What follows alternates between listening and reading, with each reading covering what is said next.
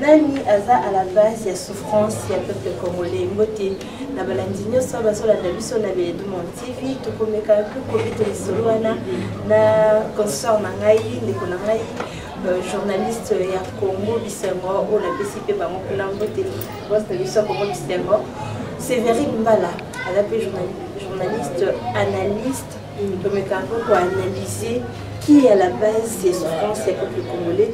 Pour nani le peuple congolais a dans la souffrance et puis souffrance à moi il faut dire que les bandits les lotés les souffrances moko boye banda depuis nous autres dans la cabane to koli de beaucoup d'ermo mais to ko monopoliser malobate to l'équipe maman pas un des journalistes maman Sévérine Mbala moi de pour Patricia Beloto Sévérine Mbala nani le aza vraiment à la base des souffrances du peuple. Pour tout qui est déjà musique milité, tout qui est en tout cas, propos sont dans le bas, ils sont concernés. Par rapport aux souffrances du peuple congolais, toujours un sujet il y a des bossos pour ça peut concerner la souffrance on se prendre en charge. Mais qu'est-ce qu'il faut se prendre en charge? Maman dit qu'on se prendre en charge par rapport à Yannick. Bon, bientôt, on annoncer arriver à Jean-Pierre Bemba. Et ça, ceux qui le 21. Peuple wana, akokende koyamba kaka Jean-Pierre Bemba. Azuye pe ayena ye. Moïse Katumba utaye koyada na peuple. Biso de peuple il faut to boya babiloko wana.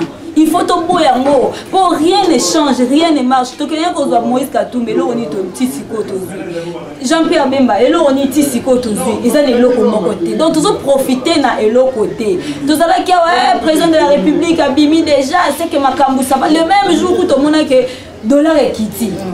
Mais dollar on quitte sur base de quoi? De éviter. Mais le lot même dollar on a quitté les premiers jours. Pourquoi pas? Na minute ça fait combien de temps depuis que le président a fait na quitte mon continent?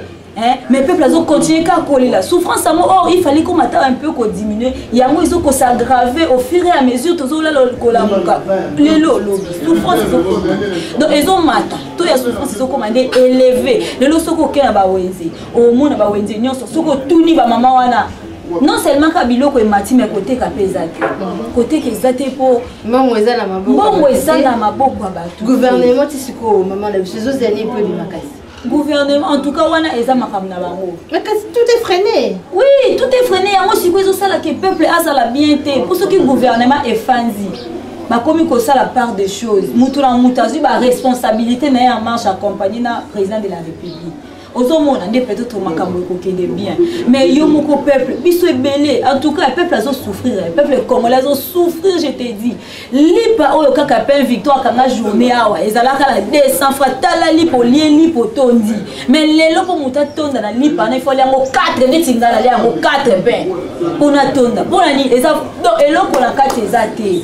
Or ce n'est pas bien. En tout cas l'autorité na biso vraiment battre la likambo peuple d'abord. Le peuple d'abord on papa Félix na été Tshisekedi d'Aloba. Le peuple d'abord. Battre la non souffrance du peuple. Peuple a souffrir. Peuple a assiette na yete. Mais ce peuple on pas en assiette na yete a souffrir parce que l'autorité na biso bazo ko organiser makamute, ba ko faire sa makamute pour peuple se retrouver. Bissomo ba peuple, bissomo ba jeune, tout se prendre en charge net le baki premièrement. Et puis pour l'année bissomo ba congolais, jeunes congolais a linga ko émerger té. Jeunes congolais lelo azo linga ko émerger té. Pour l'année. Au moins que amara mongo de simbaté. Fait des tomi yomoko o ba rasala simaya bougie bimé la main mise sur moko fait en sorte que o émerger. Congolais tout payer $500, $1000 à jeunesse, vous qu'à faire mon salaire. Ou bien sûr comme si papa ça ah ko émerger. Au moins on tout monde a outil Côte d'Ivoire, a outil on dit gagne mo bote karata kuna danger, abana na taba mo comme dit taba, a sali swepeni kana Congo a. Les jeunes congolais sont PC taba mo ko na ah obiloni apanza wale na famille na amsusu. Ah ça l'appelle au téléphone mais il mo congolais azo ko émerger te on monte. Émergence à Congolais. Mes parents ont biso malgré souffrance. Malgré tout, ils ont le kalamboka. Mais quand même, ils ont l'effort. Il y a un d'abord à la classe. Batindi moi à la classe. année sili mwana sili si classe tititi atangi ba université ba nini aussi sa classe gradué eloko maloriza te musala eza te ba emploi oyo pour ozwa musala il faut zala mwana ya il faut ozala na famille ya il faut soki noko soki tanti soki nani na yo il faut asalaka atravaillaka wana nde yo pozwi musala. Curieusement, que sur Banité, c'est une expérience professionnelle à 5 ans. Bien sûr. Mais si classe non sanité. Non, sanité, mais aussi une expérience professionnelle. Biso ba expérience professionnelle, biso mingi ezala auto sala ba stage na classe. Or tant na yewa na sala stage na mais ça pas expérience professionnelle. To ko koloba ngope ko ko zala pe bongo po na fa ina milliard. Mais ba c'est 5 ans. Na fa ina milliard musala ba aussi na 5 ans po bazan a besoin ko casser biso eza ko casser ngane tibola uti ko sa classe nanga na si classe na kena ki toke porte na musala bosi nanga expérience na zui wapi et bon ba stage au ba université ba tiela ra biso toke itina ba entreprise biso wana toke to travailler et puis na suka nango yozo c'est une expérience à 5 ans na zui wapi un jeune comme bien ezati congolais azolingo émerger. Et ça que musala ne zate ngo Congolais émergé maman nanga Patricia Benetou c'est ma case misala eza na musala ezate to ko ite mutu nyosa ko débrouiller so moni pe côté musala o yozo luka soki ya bureau et soki ya ni so moni pe simbité ezala pe bien mo so bita mo biloko na yo mo biloko mo boko mo teka so teka mais biloko mo il faut za peut-être pe ka ba biloko mo boye o ebike ko tambola bien sinon mboka eza na panne. Si lelo komona biso to ebite tozokende wapi voilà tozokende wapi to ebite solo banani asa na base ya souffrance à peuple congolais lelo maman Sévérine Mbala ozo quoi apporter parole à ba jeunes congolais ni surtout na micro na ngai lelo to moni ba jeune ba se réfugier la politique en étant député lelo to moni ba jeune ni surtout alika postuler na provincial a postuler kuna na nene. Au second tali, les jeunes vont postuler qu'il y a plus de 1000 et quelques personnes. Au moment où ensemble, tout ça peut-être à 500 places. Tout le monde va gagner surtout va se bousculer de part et d'autre. Et dans la famille, bah Tchéli qui est les babana 5 ans, babana déjà préparé. Oh, il faut le dire que déjà 2023, pas de façon préparer déjà ma députation. Bah jeune est belé. Donc, photo qui est dans la politique. Moi, on dirait refuge bien dans la politique. Donc, on va député. Alors, la question est que Bazo qui n'est pas pour Monique Mbongo, ou bien Baza vraiment la souci à Mboka, la souci à Mboka, Balo Bela Mboka pour lobby, une fois la Kati, Bandeko Baza Libana va se retrouver. On a une question à yo. On a Koloba. Mutu na mutu aza motema na ye eza na mutu mususu akoki okota na politique a postuler pe pour alobela peuple mais c'est pas le cas au biso to mona lelo hein po biso tanto voter mutu tango aye asali abattre propagande na ye titi ake na assemblée to tini ba soit na assemblée nationale soit na assemblée provinciale mais peuple a bénéficié à na rien ngana olobaki eza pona mbongo. Dans la plupart des pour la mbongo. Oh bah qui cop voilà c'est bah qui cop. Eza pour la mbongo pour les autres so la invalidation ndenge zo salema. Bolali bola muki ba invalider. Bolali bola muki ba invalider. Mais lelo tala bato ba invalider bango lelo na parlement. Oyebi baso lela na bango po akendai pour na peuple mais ceux qui on a dit peu bien depuis abandi ko travailler. Depuis abandi ko travailler tu sais que mutu yaka d'abord ko postuler pour na mbongo ayebi ke wana okoma riche ayebi ke na basic na osomba mutuka na osomba mutuka na osomba ndaku na okoma na nga peso ki nani coureur de jupon o bakoma kapo ayebi ke azana mbongo akozo pe mwasi mutu ata na kopo ayebi ke osale loti tango yo aye wana mutu bongo to voter ake na parlement aolobela biso nini et bello ba olela ba validation zo tonda boye ezaka po azole la peuple te aole la te ke pour le peuple po so la dit bien depuis ba bandi musala est-ce que bazo ambongo te pas kende la mbongo j'espère que bazo ambongo mais est-ce que kanisa ta peuple là attends moi venu mo konde ka ba place ba quartier ba ba fanda awana est-ce que et si déjà bongi ça ta la ma point na base atali que tazo et voter qui base kaneza la ka rien c'est 2022 23 2022 ba 23 ba postuler au mona siko makama oneza ma beza yango wana en tout cas c'est déplorable c'est que analyse non le pour ba invalider wana ba ba invalider tout yo zo mona on est quelque part cour constitutionnel bravo ba sel msa malamu to cour constitutionnelle mais quand soupe qu'on revoit et que revoir le bata beledi de Jésus de PC mbote babi cour constitutionnelle de kati makambo en tout cas pour son akuna fora nzambe voya on de kati ma votre éviter analyse non par rapport ya ba invalider Patricia invalidation au cour constitutionnelle do sala batu d'autre part que le baké cour constitutionnelle ya komi ko pelisa biso moto na mboka ba juge à cour constitutionnelle ba komo pelisa moto na mboka na biso depuis ba député ba kota assemblée est-ce que cour constitutionnelle ba les gars qui n'a voix ni quoi kota assemblée a les gars qui n'a voix ya élection tant cour constitutionnelle atali kana élection esili ba bimisi bato bazui na élection hein ata yo moko sikoyo depuis ba dit ko travailler ti après ce qui 6 mois ne bozo ba ke o mutu wana ba vota qui était mutu sikoyo po akoma wana akoma inde akoma kindeni elelo bokomi ko lobake o ba invalider azab ezo sala biso pasi et puis bon invalider bango en vertu de quoi ba o pe baza valider to éviter pour ba PVT ba preuve pesante que voilà preuve mais et comme le quoi net qui ba siège comme ya koteka voilà quand on qui ça il y a 2500 000 machin de dollars pour aux place qu'on a bon accusé pour côté en profondeur pour information sur la c'est exemple mon comme loba et ça par rapport il y a nani honorable Christelle Vouanga hein mais c'est qu'on a Christelle Vouanga a comme menacé montaza mbongo te pour ayaki wana pour le peuple a continué assemblée bo bino ko obligé que oh ce qui a aux invalider ce qui va ko invalider était après ça mbongo pour ba invalider c'est pour moi na moi si wana aux mbongo wana na bati balingi pa na basi bakota na parlement te ezaka mbali pour qui sont dans la classe moko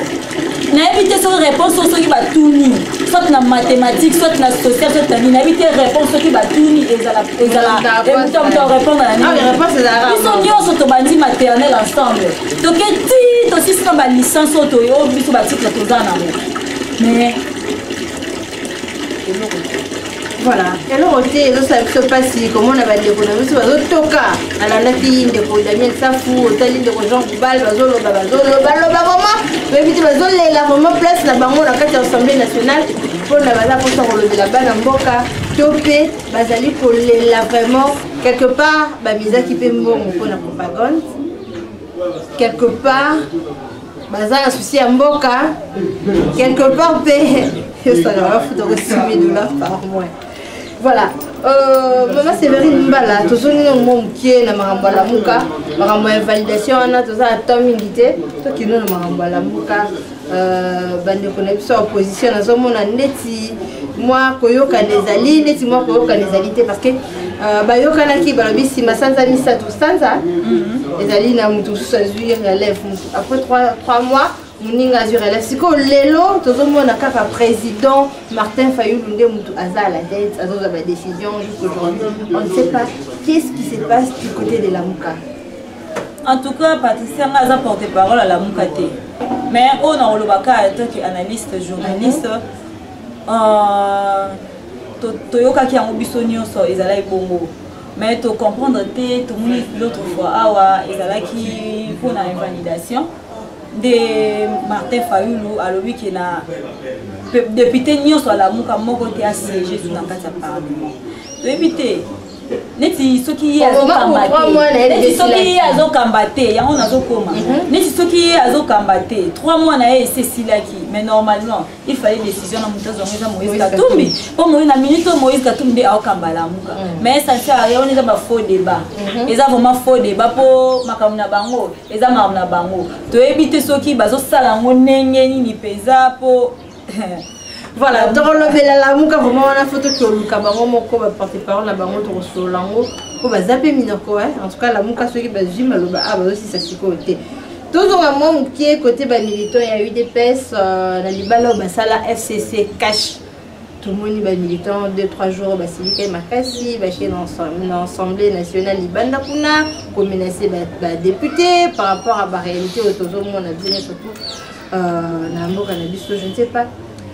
UDPS lelo eza na pouvoir eza na opposition te éviter besoin qu'on se comporter car on est dans opposition. Qu'est-ce qui se passe? Analyse non et qui cause nini par rapport à les militants wana ya UDPS. Pour na eloko etali ba militant UDPS na eloko na oloba kaka eza somi ba militant UDPS ba komi pour revendiquer et ça par rapport à l'accord par rapport au gouvernement si les leçons du matin gouvernement si les leçons du matin on a dit là nous avons cassé gouvernement matin FCC aligné à notre ministère de souveraineté le ministère de souveraineté ça pour le président de la République débat voilà bazana yango moni UDPS ba militaire ba télé ba sidiki pour gouvernement ezobimate na minute tout est bloqué et le réseau marché na Congo ezate yango na lobby que souffrance ezobakisa molé que tout souffrance est diminué yango ezali sous ko bakisa mali sous koleka kasi ceux qui coalition il faut pas divorcer mariage wana il faut esila mais qu'est-ce qui empêche est-ce que libala wana to coalition wana katana qu'est-ce qui empêche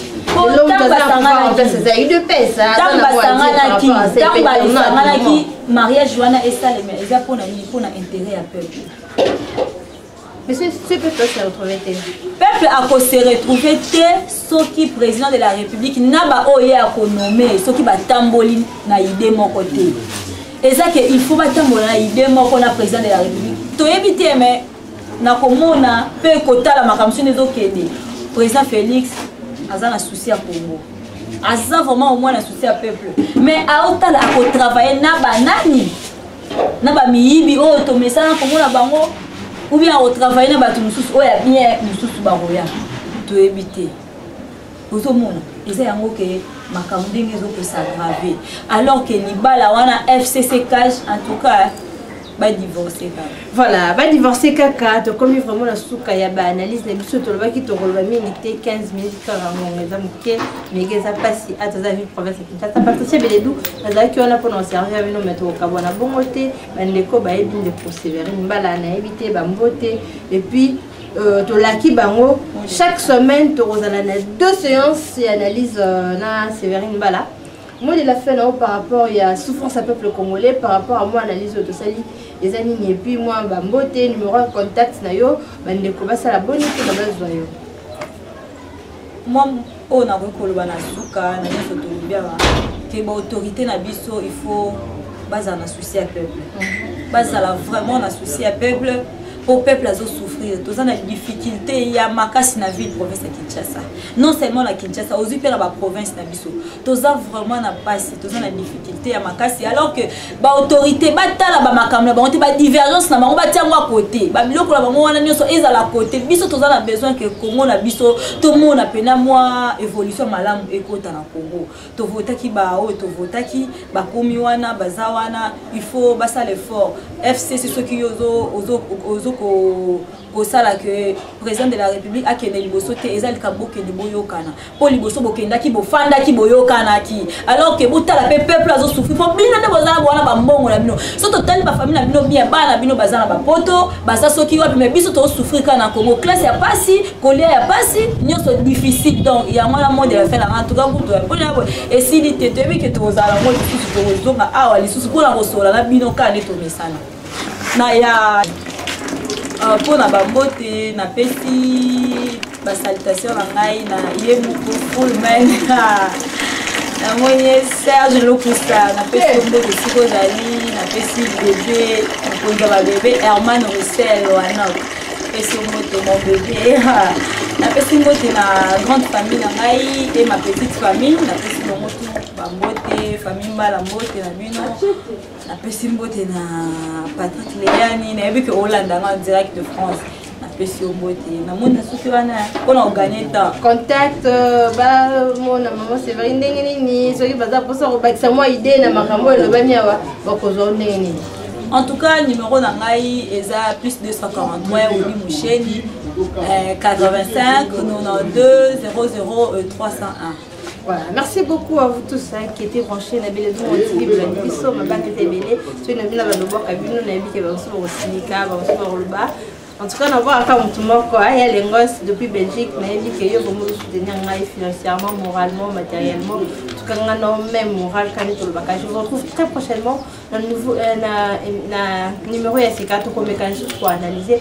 Je pense que tu as levé la paix, Makambo et tel environnement pour les les bazons là-bas. André Kimbuta Kei, les autres sont Argentini. Mais Argentini, oye kakaboye obandi mama ko benga ba mama na wenze ba mama na mbele na bamba zo salate oye kakaboye fulu ezo continuer kaka tala makamba fulu comme sa ville propre après Sunday qui obimisa ba mama o bazo ko ça moi des heures en tout cas to le bilango là c'est vraiment bala parce que c'est bien toujours très bientôt au revoir.